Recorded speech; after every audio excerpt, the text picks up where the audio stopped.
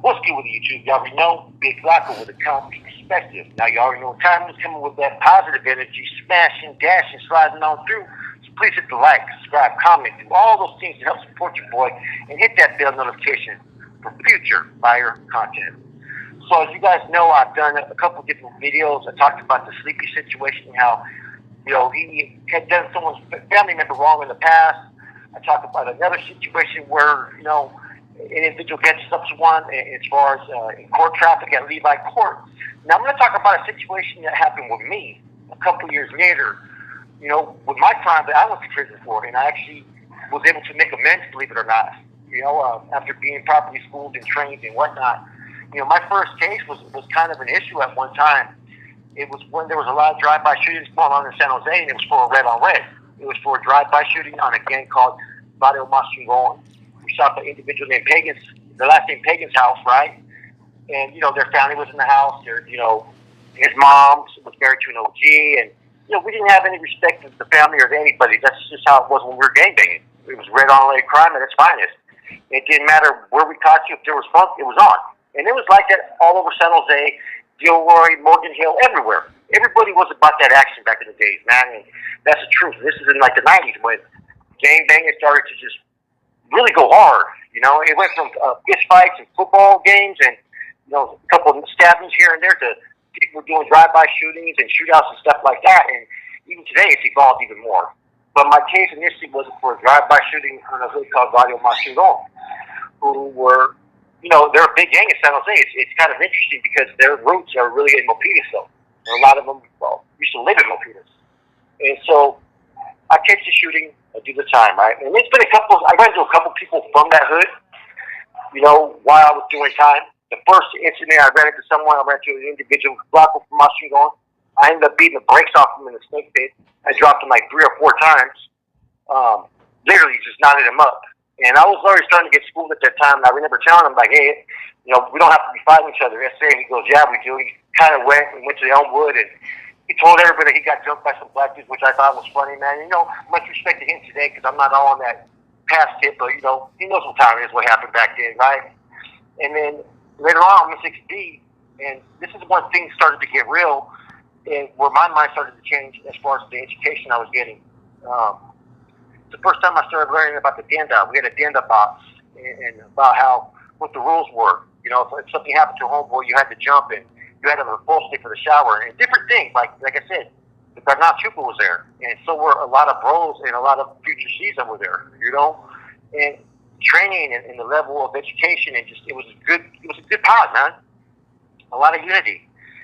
They did their politics, but at the same time, they made us feel comfortable as far as us youngsters. There wasn't many youngsters there. Very few. You had to really have certain points to get there, and I got there because they tried to charge me with another attempted murder in-house. So that charge got dropped, so that's why I was there.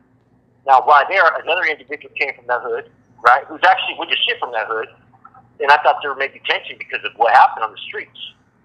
Trooper put a whole, diffused the whole situation, let him know, let me know, and I guess he had thought I'd been talking shit about him, which I never had, just his hood, right, but never him personally. And, we let bygones be bygones. And, we actually chopped it up. And from that point, I started to get more educated. I ended up getting subbed up with a older hermano at the time, a bro, that had the E number. And I was getting schooled up. I was getting indoctrinated. I was learning about the Cosa, cause, the struggle, and was already ahead of the curve before I even went to prison.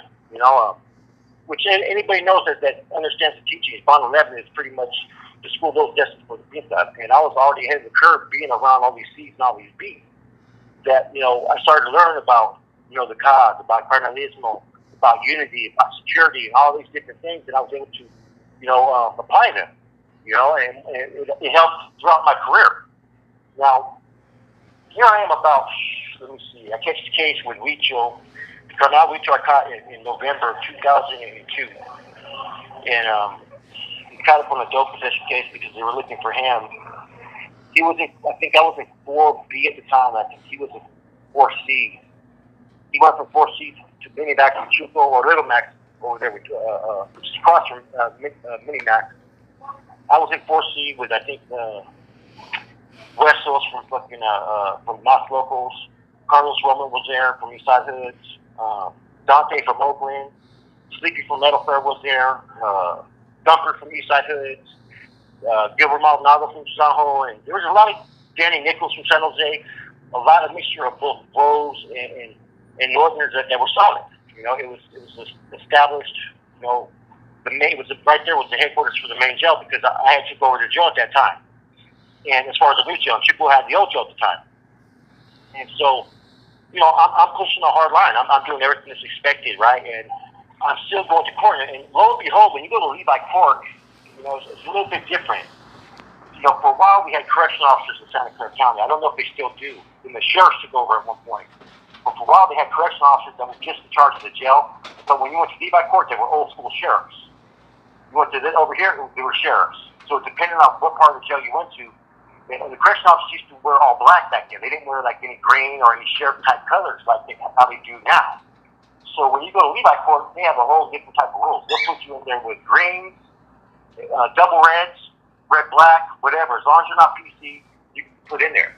And at that time, I'm in double red. Okay, and when you're double red, pretty much you're shackled down, but a lot of times they'll give you one free hand when you're in there with other inmates. So they don't really go off classification. As long as we're labeled as GPs, you're put in there.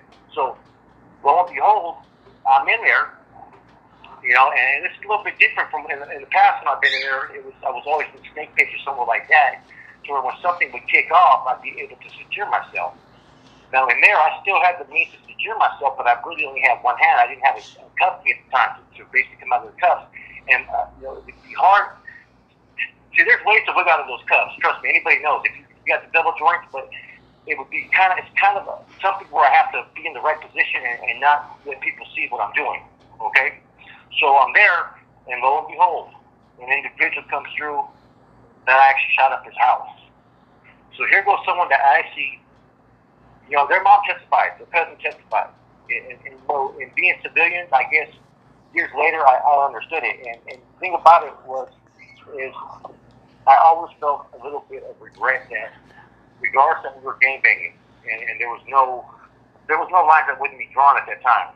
It got really fucking treacherous, you know. I was one of those ones where if you see me in traffic and there's 10 of you, if you don't jump on me, that's your fault. Because if I catch you and I'm with 4 of my homeboys and I'm strapped, I'm gonna bang on you. That's just how I was, you know. And so if you see me and you come and hit me in the back of the head with a crowbar, I'm not gonna hate on you. I'm not gonna say that was a cheap shot or anything like that. That was the nature of gangbanging. If you come and jump on me with like 6 dudes, I'm not going to sit there and cry, oh, they jumped me. That was gangbanging, you know? And so that was the mindset that I had, and I always had a little bit of regret because I got properly schooled. Like, I got grilled when I was in 6D by Chuco. Like, not bad, but taught that, look, you can't be set tripping. You know, this is when the red on red policy was first about to be put into action. And I remember Capitol Park was under investigation. I remember the homeboy Rascal, who I met in court too as well, and we used to chop it up. And then the homeboy Littles from Tahoe was down there. And I had a lot of connections with homeboys up on the 4th floor at that time, as well as my homeboy fucking Whispers was down there. And I remember there was talks about Capitol Park because of the amount of drive-by shootings they were doing, and then the drive-by shooting I did. So I was guilty of a red-on-red crime before it was ever implemented. As far as, okay, look, if you do a red-on-red crime, you're got stool, or you're under investigation, or you will fine. There's different ways that they've always dealt with red-on-red. A lot of times they try to salvage the neighborhood and salvage the individual if they don't get caught up with it, right? And, you know, that's what happened with me. Is I was warned, don't let it happen again. And so I always took heed to that. And when I hit the joint, I didn't have no issues behind what I did. You know, it was something that part of the lifestyle at that time. But I grew into an NR survival at the time. I was already establishedly functioning with the regiment.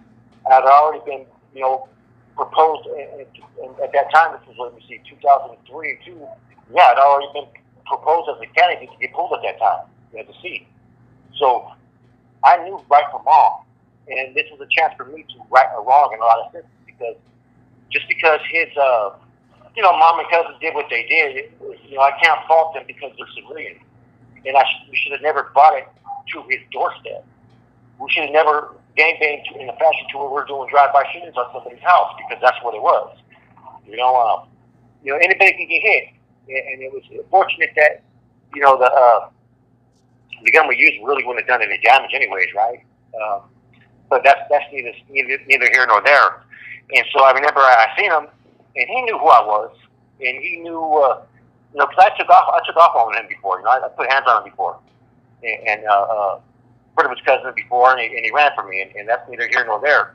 And this wasn't about that, because those were times when we were gangbanging as kids, basically, the 16 to 20-year-old range, Here I am.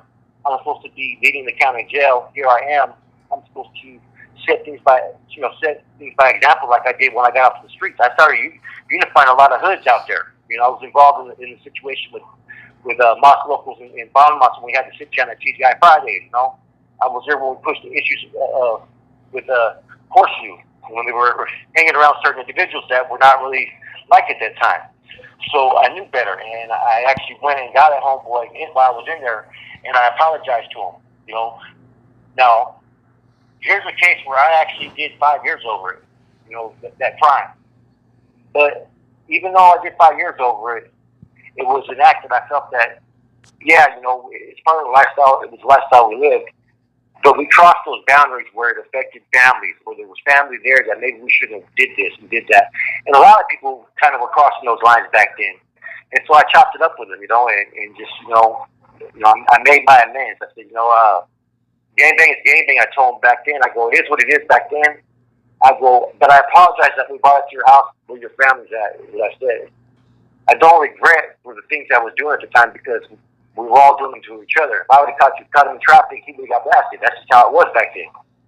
But this was me showing him, look, I crossed boundaries. We weren't right for what we did. I apologize. And I left it at that. So not every time do you come across a situation where you catch people in jail traffic, does it always have to be, the end of the world. Sometimes you can make things right. Maybe sometimes you can make amends.